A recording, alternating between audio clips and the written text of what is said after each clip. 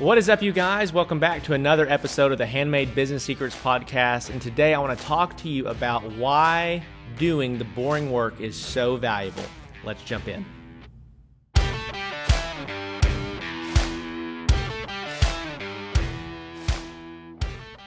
What is up, you guys? Welcome back to the show. As always, I'm so grateful for your time and your attention. I know I say that every single time, but I mean it every single time.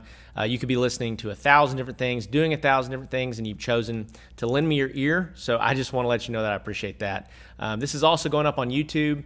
We're going to be much more active on YouTube moving forward, and I'm really excited about that. And so I want to talk to you today all around the idea of doing the boring work. Now, as that suggests, the work that you're going to be doing is not very exciting, right? You'll have to forgive the cars. We're kind of close to the road. But when we talk about doing the boring work, when we think about starting businesses, when we think about growing our company, it's really exhilarating. It's exciting. We think about, hiring new employees and streamlining stuff and moving into bigger and nicer buildings and selling big astronomical numbers, and like all that stuff really drives entrepreneurs, and it's really fun and it's really exciting. But what we aren't usually driven or motivated by is the boring work, is doing the stuff that's not that fun, doing the stuff that's like what seems very mundane. But one thing that I've learned, as I've grown, starting to grow a larger business, is that it's actually that boring work that sustains growth, and it's actually that boring work that makes it all worth it in the long run. So I want to talk to you today a little bit about why the boring work matters. And so as you start to grow, as you start to increase revenue, as you start to establish a brand, as you start to do all those things, there's going to be big, giant initiatives that you're going to need to launch in order to continue to grow. So like let's say, for example, you first start out and you start getting some recognition around in your community. You go to some trade shows, and you find out like people like my stuff. Well, then you're like, okay, I want to get in front of more people. Well, then you start launching social media advertising initiatives, right? You start spending money on ads, and you start generating some sales from that. Well, that's a big initiative, okay? Adding a new product line, that's a big initiative. When you start thinking about those types of things, it's like a big undertaking, but it also kind of excites you because hey, if I put in this really hard work, very direct for a long period of time, then it's going to start making a difference in my business. I'm going to start seeing revenues come up. So here I am in my showroom, and this is where we point all of our customers to online. So we really market within about a 200-mile radius, 250-mile radius of where we're located, and we have people drive hour and a half, 2 hours almost every single weekend to come put their hands on our products, to come get an idea of what we actually offer. And when I first took this step to get into the showroom, it scared me half to death. Like, it was like, okay, at that point I didn't have any overhead. I didn't have any rent that I was paying anybody. I had a shop on my property that I was building everything out of. And so taking the step to get a showroom was a really scary thing. Then you got to hire somebody to run the showroom, right? Unless you want to do that. It's like all these things take more and more courage as you go. But underneath all of that stuff is the boring work. So let me talk to you about the boring work. What is the boring work? The boring work is making sure that the production schedule is done on time. Every single pay period, every single 2 weeks, making sure that your employees are well taken care of, making sure that you're taking them out to lunch or you're visiting with them and asking them about their families. The boring work is doing payroll. The boring work is looking over the books and pulling P&L reports and making sure that you're more profitable than you were last month or than you were last week. Doing the boring work is managing your finances.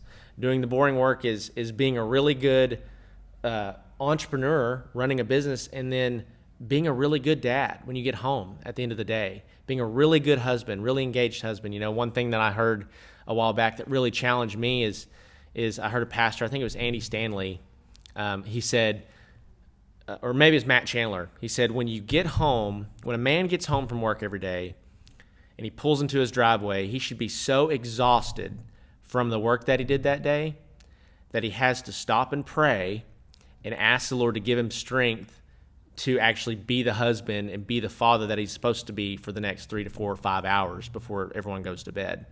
And it really challenged me because so often I'll work really hard on my business, and I'll come in and like my house is like the safe place, right? It's like I'm going to come in, I'm going to chill out, I'm going to veg out once I get home.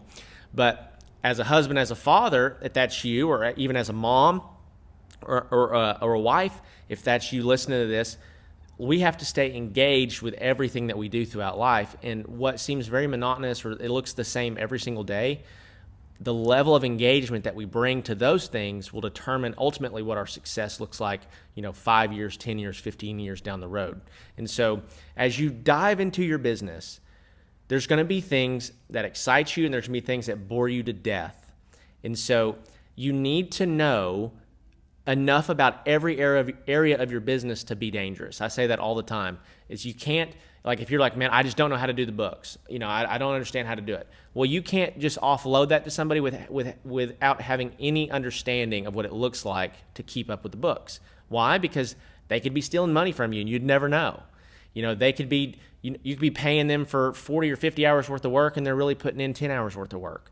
Like, all of these things matter. You need to know enough about every single part of your business to be dangerous. If you bring on somebody to help you run your marketing, or you bring on someone to help you expand your product lines, you need to know enough about that stuff. You need to have done enough of it to be dangerous in regards that what that looks like. And so, what do I recommend? Well, I think that all of us need to have some form of monotonous, boring work in our lives.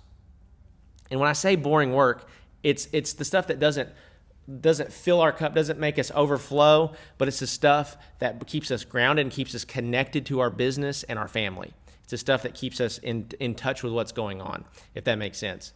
I think you need to have enough of it so that you stay grounded, stay humble, stay grounded, but then you need to start, as your business grows, you need to start figuring out, what things do I really hate the most?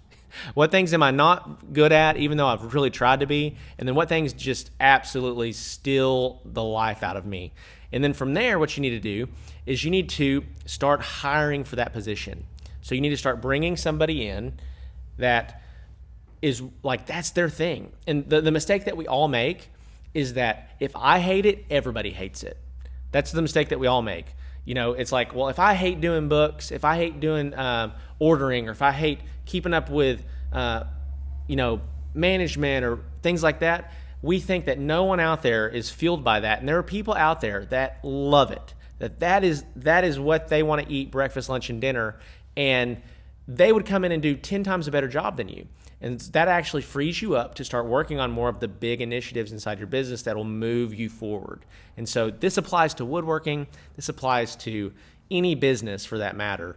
But the main thing that happens to us as woodworkers sometimes is we get so trapped in the business, we stop thinking about the future of the business. We're the ones making the stuff. We're the ones running the saws, running the sanders, painting, finishing. We're the ones doing all that. And what happens is that the business doesn't grow at the rate it could if you just bring in one more helper.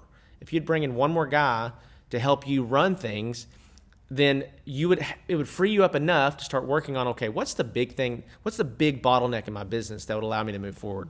So with that being said, I always like keeping these episodes relatively short. If you're listening to this on the podcast, know that all of our content moving forward is also going to be it's going to be uploaded to YouTube as well. So you can see my big, beautiful, smiling face if you watch it on YouTube. So with that being said, I'm going to wrap this episode up. Thank you guys so much for tuning in and listening. If this has helped you, leave me a comment. Go ahead and subscribe, like the video, and find me on social media. Find me on Instagram, Facebook, TikTok, and let me know how this is hopefully helping you in your endeavors to grow your business in your life. So with that being said, much love. I'll catch you on the next one.